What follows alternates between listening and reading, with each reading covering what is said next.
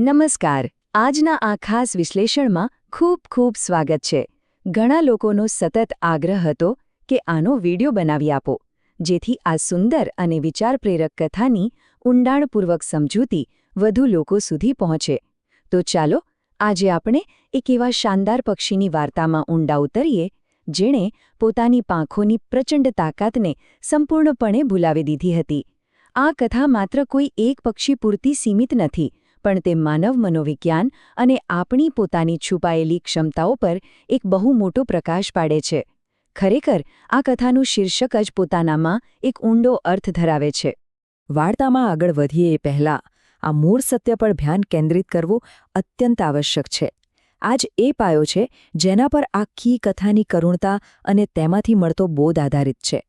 કોઈપણ જીવની સાચી ઓળખ એ નથી હોતી કે તે ક્યાં ઉછરે છે, પણ એ હોય છે કે તે પોતાના વિશે શું માને છે.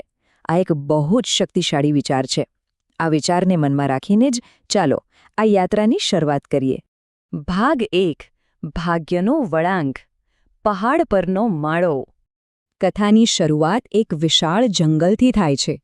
જરા કલ્પના કરો, એક ખૂબ જ ઊંચો પહાડ અને તેની ટોચ પર એક શક્તિશાળી બાજ પક્ષીનો માળો શાંતિથી ગોઠવાયેલો છે. બધું જ અત્યંત ભવ્ય અને સુરક્ષિત લાગી રહ્યું હોય છે. પણ પ્રકૃતિના નિયમો ક્યારેક સાવ અણધાર્યા હોય છે. અચાનક એક જોરદાર વાવાઝોડું આવે છે. માત્ર એક જ ક્ષણના પવનના ઝાપટાએ જન્મ લેતા પહેલાં જ એક બાજને આકાશમાંથી સીધું ધૂળમાં ફેંકી દીધું. ઈંડું ગબડીને સીધું પહાડની તળેટીમાં આવેલી જંગલી મરઘીઓના માળામાં પહોંચી ગયું. થોડા સમય પછી ત્યાં જ ઈંડું સેવાયું અને બાજનું બચ્ચું મરઘીના બચ્ચાઓ સાથે જ બહાર આવ્યું. ભાગ 2. મરઘીઓ વચ્ચેનું જીવન. ધૂળમાં એક શક્તિશાળી શિકારી. હવે અહીં એક બહુ જ હૃદયદ્રાવક વિરોધાભાસ જોવા મળે છે.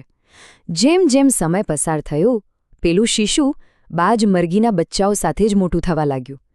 તેણે સ્વાભાવિક રીતે જ પોતાની આસપાસના વાતાવરણની વર્તણૂક અપનાવી લીધી. એક તરફ જુઓ તો આ પક્ષીની જૈવિક નિયતિ આકાશ પર રાજ કરવાની હતી, પરંતુ બીજી બાજુ તેની વાસ્તવિકતા શું હતી? તે મરઘીની જેમ જ જમીન પર કૂદતું, દાણા ચણવા માટે ધૂળ ખોદરતું અને માંડથોડુંક જ ઉડી શકતું. એક અદ્ભુત શક્તિ ધરાવતું જીવ સાવ પોતાની અસલિયત ભૂલીને પોતે એક સામાન્ય મરઘી જ છે એવું માનીને અત્યંત મર્યાદિત જીવન જીવી રહ્યો હતો. ભાગ 3. એક ભવ્ય દૃશ્ય. મહાનતાની એક ઝલક. એક દિવસ કંઈક એવું બન્યું જેણે ધૂળ ખોતરવાની આ રોજિંદી દિનચર્યાને તોડી નાખી. જમીન પર ચાલતા આ યુવાન પક્ષીએ અચાનક ઊંચે જોયું. આકાશના એક રાજાને પોતાની પાંખો વિશાળ રીતે ફેલાવીને શાંતિ ઉડતો જોઈને પેલું બાજનું બચ્ચું આશ્ચર્યચકિત થઈ ગયું. આ એક એવી ક્ષણ હતી જ્યાં તેને પોતાની અંદર છુપાયેલી મહાનતાની અજાણતા ઝલક મળી રહી હતી. તેના મનમાં ઉત્સુકતા જાગી અને તેણે પોતાની સાથે રહેલી મરઘીને તરત જ આ સવાલ પૂછ્યો. માં, પેલું પક્ષી કોણ છે? આ કોઈ સામાન્ય પ્રશ્ન ન હતો, પણ પોતાની જાતને શોધવાની એક શરૂઆત બની શક્યો હોત. ભાગ 4. મર્યાદાઓનું ભ્રમ. માતાની સલાહ. હવે ઉત્સુકતાના જવાબમાં કોઈ પ્રોત્સાહન મળવાની અપેક્ષા હતી ખરું ને?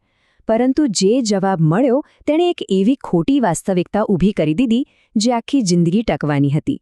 આ મર્યાદિત કરી દેનારી સલાહ જુઓ. મરઘીએ બાજના બચ્ચાને એવું સ્વીકારવા મજબૂર કરી દીધું કે ઊંચે ઉડવું તેના નસીબમાં જ નથી. આસપાસના લોકો કેવી રીતે આપણી ક્ષમતાઓને બાંધી શકે છે તેનું આ જીવંત ઉદાહરણ છે. આ એક સલાહે બાજની જન્મજાત ક્ષમતાને ખીલતા પહેલાં જ સંપૂર્ણપણે કચડી નાખી. અને અહીં જ વાર્તાની સૌથી મોટી અને દુઃખદ વિડંબણા સામે આવે છે. મરઘીની વાત સાચી માની લેવાના કારણે એ શક્તિશાળી પક્ષીએ ક્યારેય પોતાની મર્યાદાઓને ઓળંગવાનો પ્રયાસ જ ન કર્યો. તે એક બાજ તરીકે જન્મ્યું હતું, પણ મરઘીની જેમ જ મૃત્યુ પામ્યું. અહીં બહુ સ્પષ્ટ થાય છે કે પ્રયત્ન કર્યા વિના અને પોતાની સરહદોને ઓળંગ્યા વિના મહાનતા કાયમ માટે અદૃશ્ય જ રહી જાય છે. 5મો અને અંતિમ ભાગ. સાચો બોધ. ભ્રમ તોડવો. હવે આ જંગલની કરુણતાથી થોડા બહાર આવીએ અને જોઈએ કે આ વાર્તામાંથી આપણે શું શીખી શકીએ છીએ. આ માત્ર એક કાલ્પનિક વાર્તા નથી, પણ રોજિંદા જીવનની વાસ્તવિકતા છે. માનવ ક્ષમતાઓ બિલકુલ પેલા બાજ જેવી જ છે. આપણે કોણ છીએ તે આસપાસના લોકો નક્કી નથી કરતા. આપણી ક્ષમતાઓ સંપૂર્ણપણે આપણા પોતાના આંતરિક આત્મવિશ્વાસ અને સાચો પ્રયત્ન કરવાની આપણી તૈયારી પર આધારિત છે. જો પોતાની શક્તિઓ પર વિશ્વાસ ન હોય તો બાજ પણ ધૂળમાં જ રમી શકે છે. આ વાક્યમાં એક જબરદસ્ત ઊર્જા છે. જ્યારે કોઈ વ્યક્તિ પોતાની અંદર રહેલી સાચી તાકાતને ઓળખે છે અને તેને પૂરા દિલથી મહેનતનું સમર્થન આપે છે, ત્યારે તેને આગળ વધતા કોઈ જ રોકી શકતું નથી. જો આપણે આપણી ક્ષમતાને ઓળખીને પ્રયત્ન કરીએ તો સિદ્ધિઓ હાંસલ કરવા માટે કોઈ જ મર્યાદાઓ હોતી નથી. આખું આકાશ ખરેખર મુક્ત ઉડાન માટે તૈયાર જ હોય છે. આટલા સુંદર વિચારો અને કથા અહીં સુધી પહોંચાડવા બદલ આ સ્ત્રોતની નોંધ લેવી અત્યંત અગત્યની છે. આ અદ્ભુત વાર્તા અને તેના ઊંડા અર્થને પ્રસ્તુત કરવા બદલ શિક્ષક મુકેશભાઈ અને શ્રી થાળાલીમડી પ્રાથમિક શાળાનું વિશેષ સૌજન્ય છે. આવા સુંદર વિચારો જ સમાજમાં મોટો બદલાવ લાવી શકે છે. અંતમાં પેલી ધૂળ અને જમીનને પાછળ છોડતા પહેલા આ પ્રશ્ન પર વિચાર કરવો ખૂબ જ જરૂરી બની જાય છે. શું આજે લોકો ખરેખર પોતાની પાંખો ફેલાવવાનું પસંદ કરી રહ્યા છે? કે પછી તેઓ પણ આસપાસના ટોળા દ્વારા દોરવામાં આવેલી મર્યાદાઓને મૂંગા મોઢે સ્વીકારી રહ્યા છે? આ પ્રશ્ન સાથે આજના આ વિશ્લેષણને અહીં જ વિરામ આપીએ છીએ.